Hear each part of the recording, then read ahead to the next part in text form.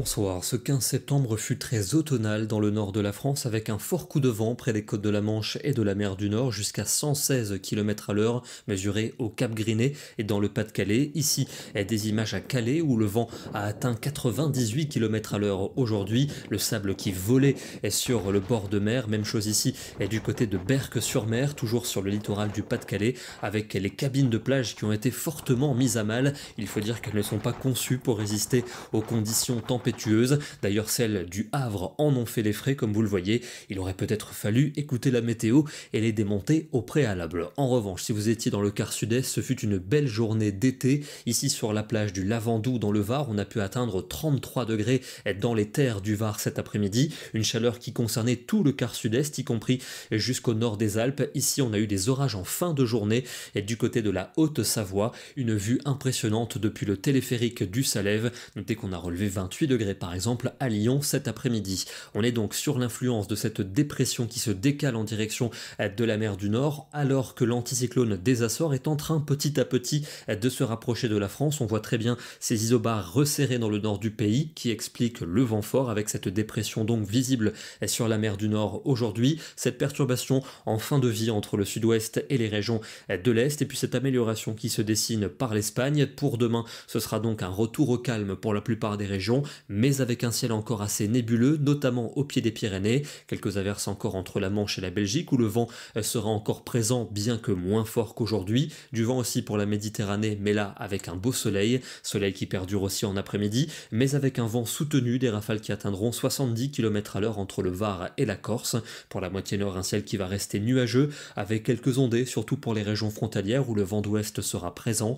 Et pour la soirée, une dominante nuageuse pour la partie nord, mais le soleil va s'affirmer au sud avec toujours du vent pour la Méditerranée. Les températures de la matinée se rafraîchissent autour de 10 degrés pour Nevers, 12 à Paris. On ira quand même jusqu'à 19 à Nice et pour l'après-midi, des valeurs automnales au nord-est avec des maximales de 16 à 19 degrés, une vingtaine de degrés pour Paris. C'est plus doux au sud-ouest avec 23 à 24 au sud de la Garonne et en Méditerranée, la chaleur perdure, 28 pour le Languedoc et 30 degrés en Corse. À partir de mercredi, c'est le retour de l'anticyclone de manière plus franche, avec pour les deux tiers sud du pays un franc soleil. En revanche, les nuages seront encore nombreux entre la Bretagne et la Belgique, avec un vent qui sera également soutenu. Des températures fraîches le matin, parfois sous les 10 degrés. Par contre, l'après-midi, ça redevient très doux au nord et chaud au sud. On attend 23 à Paris, 26 à Lyon, 29 de Bordeaux à Toulouse et 30 degrés à Perpignan. Ça n'est pas fini puisque jeudi, le soleil va briller dans les trois quarts du pays. Toujours des passages nuageux pour les régions les plus au nord, notamment entre les côtes de la Manche et la Belgique, et des températures qui continuent de grimper en après-midi. On va atteindre les 25 degrés à Paris et en Champagne, 26 degrés pour l'Auvergne, et dans le sud-ouest, ce sera même une forte chaleur avec des maximales de 32 à 33 degrés. Et il fera plus chaud encore pour vendredi, avec cette fois-ci le plein soleil qui remonte jusqu'au nord et à la Belgique, avec la chaleur estivale qui va gagner également ces régions. On aura généralement entre 27 et 32 degrés en après-midi, mais dans le sud-ouest, des pointes de 33 à 35 sont attendues. Quelques nuages commenceront à revenir par la Bretagne et ça va nous annoncer un changement de temps qui se profile pour le week-end à partir du nord-ouest pour samedi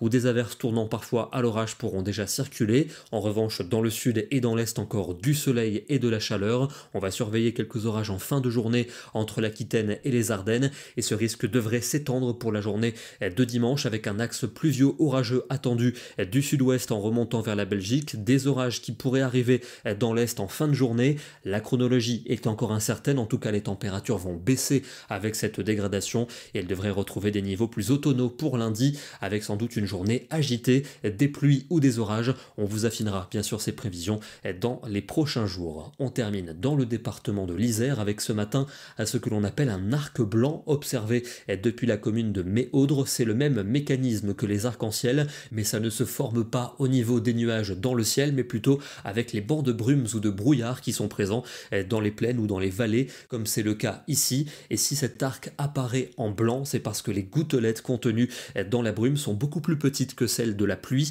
et donc la diffusion des couleurs est beaucoup moins efficace. Demain, nous serons le mardi 16 septembre et nous fêtons la Sainte Édith. Bonne soirée à tous et à demain.